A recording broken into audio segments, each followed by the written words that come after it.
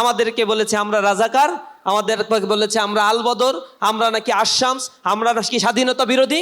অথচ হিসেব করলে দেখা যায় হাজার হাজার কোটি টাকা জনগণের কষ্টার্জিত ব্যাংকের টাকাগুলো লোপাট করে বিদেশে তারা পাচার করেছে। তাদের কোনো সন্তান বাংলাদেশে পড়াশোনা করে না, তাদের একটা হাঁপানি হলেও সিঙ্গাপুরে যে চিকিৎসা নিতে হয়। তারা আবার আমাদেরকে বলে আমরা নাকি রাজাকার ছিলাম। আমরা তো পালিয়ে যাই নাই, আমরা এই ভূখণ্ডে ছিলাম, জেল খেটেছি, হামলার শিকার হয়েছি, আমাদের ভাইরা জীবন দিয়েছে, হাজার হাজার মামলা দেয়া হয়েছে, লক্ষ লক্ষ আসামি করা হয়েছে আমাদেরকে। আমরা এই জমিন ছেড়ে যাইনি, জমিনকে আঁকড়ে ধরেছিলাম। আমাদেরকে ফাঁসি দেয়া হয়েছে, নিঃশেষ করে দেওয়ার জন্য পরিকল্পনা করা হয়েছিল, কিন্তু আমরা দমে যাইনি, আমরা দাঁড়িয়েছিলাম। আমরা জানি স্বাধীনতার স্বাদ এই ভূখণ্ডে একদিন পাবে। আমাদের এই ভূখণ্ডের একটা চিরায়িত রূপ হলো আমরা আজাদির স্বাদ গ্রহণের জন্য বারবার জীবন দিতেও প্রস্তুত থাকি। এবং এই ভূখণ্ডকে স্বাভাবিকভাবেই বলা হয় বুলগাকপুর, যেটাকে বলা হয় বিদ্রোহের নগরী। এবং এই টার্মিনোলজিগুলো ব্যবহার করেছে যারা আমাদেরকে গোলাম বানিয়ে রাখতে চেয়েছে। তারাই বলেছে এই ভূখণ্ডের সন্তানদেরকে কখনো গোলাম বানিয়ে রাখা সম্ভব নয়। আমরা জেগে উঠেছি, রক্ত দিয়েছি, কিন্তু আশ্চর্যের বিষয় হলো জাতির কিছু মির্জাফর যুগে যুগে আমাদের এই লাল সবুজের পতাকাকে খামচে ধরে আমাদের স্বাধীনতাকে বিকৃত করার জন্য, আমাদেরকে পরাধীন করে তোলার জন্য বারবার স্বজাতির সাথে তারা বেইমানি করেছে, মুনাফিকি করেছে। আমরা জুলাইটা সেই দিক থেকেই যদি বিশ্লেষণ করি তাহলে দেখতে পাবো আমাদের এই বাংলার জনপদকে যারা রক্তে রঞ্জিত করেছিল 2024-এর 36টি দিন রক্তমাখা এই দিনগুলোতে কাউকে তারা রেহাই দেয়নি। ছোট্ট শিশু জানালার পাশে বসে খেলারত অবস্থায় হেলিকপ্টার থেকে স্নাইপারের আঘাতে তাদেরকে হত্যা করা হয়েছিল।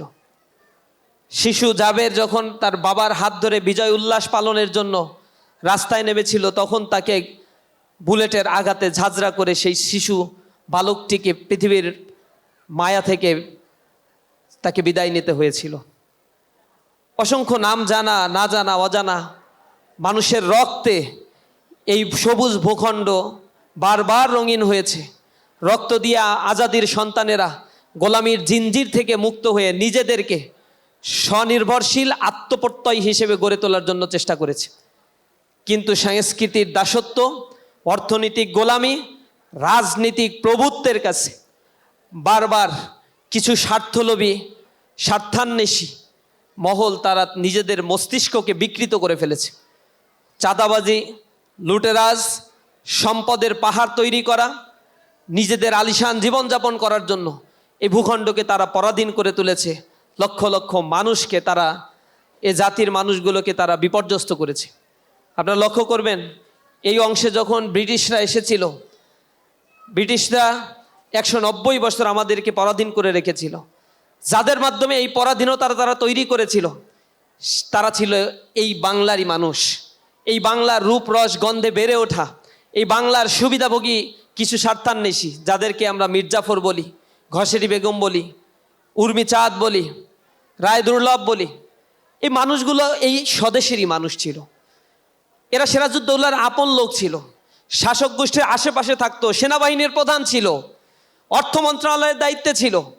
এই মানুষগুলো তাদের স্বার্থের লোভের কারণে 190 বছর এই ভূখণ্ডের মানুষদেরকে গোলামির জিঞ্জিরে আবদ্ধ করে রেখেছিল।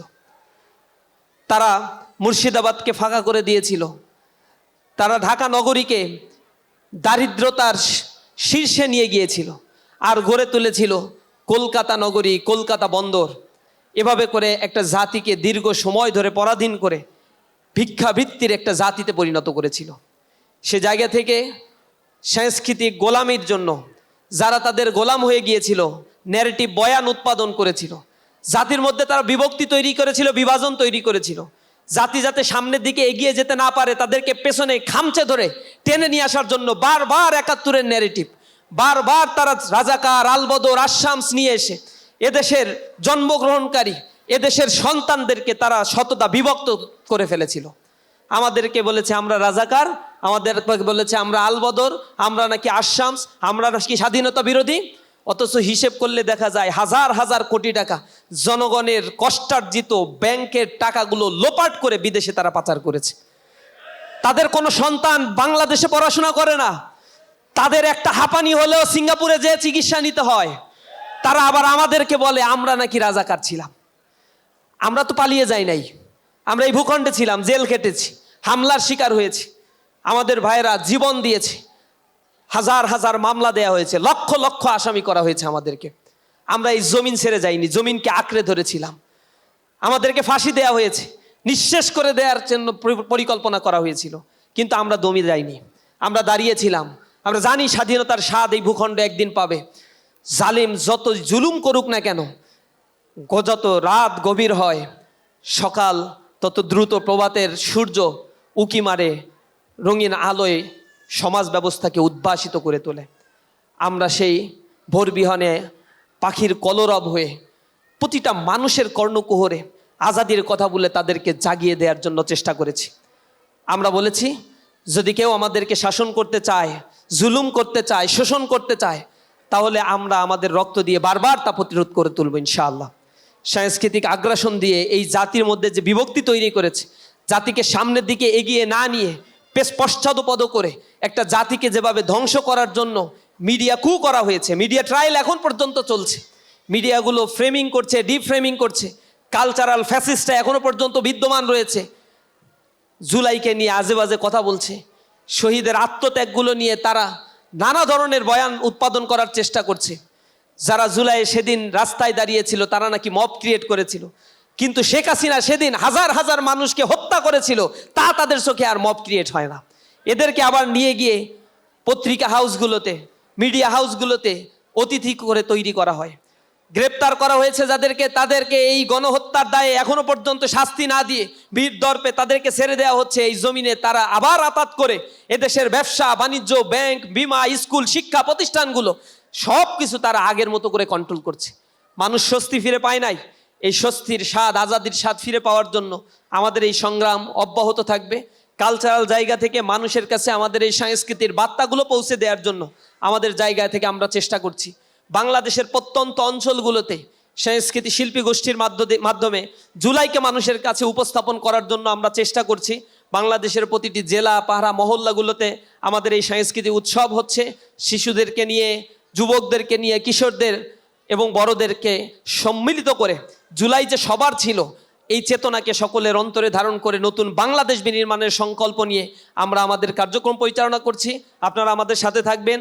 4 দিন ব্যাপী এই আয়োজন চলবে।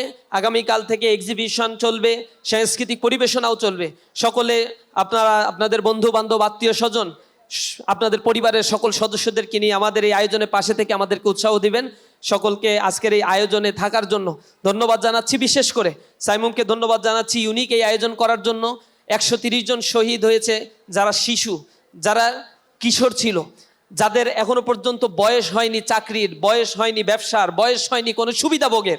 এরপরেও তারা বুঝেছিল যে জালিমের বিরুদ্ধে যখন সকলে দাঁড়িয়ে যায়, তখন আর জালিম তার নিজস্ব গণ্ডির পরিসরের মধ্যে, তার নিজস্ব বাহিনী দিয়ে, গুন্ডা বাহিনী দিয়ে আর টিকতে পারবে না।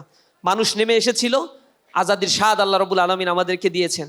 আমরা যেন আর পরাধীন না হই, নিজেদের জায়গা থেকে সবসময় সজাগ থাকব, আমরা আমাদের দেশকে গড়ে তুলব। সকলকে আন্তরিক ধন্যবাদ। আসসালামু আলাইকুম রহমতুল্লাহি ওয়া বারাকাতুহু।